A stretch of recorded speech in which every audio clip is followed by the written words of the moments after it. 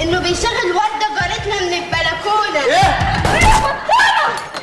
بتشغل وردة بنت الست زهرية؟ انت ما عندكش دم؟ ما عندكش دم؟ ما تقلقش يا برنس، كله تحت السيطرة. بينسى. بالنسبه للبنات اللي كانت عايزه تشتغل معايا في اللايفات وتاخد $3000 في الشهر تكلمني على الخاص. هو الشغل انك تجري بنت زيك؟ تجري بنت لو معاهم مسكت السجارة. السجاد! عندنا خلو، عايز حاجة؟ لا في داهية طبعا، فيها ويس في داهية. اهين وحدوه. انا حزين يا بنتي. ليه؟ وانا راس ما عجبكش. اتفضل.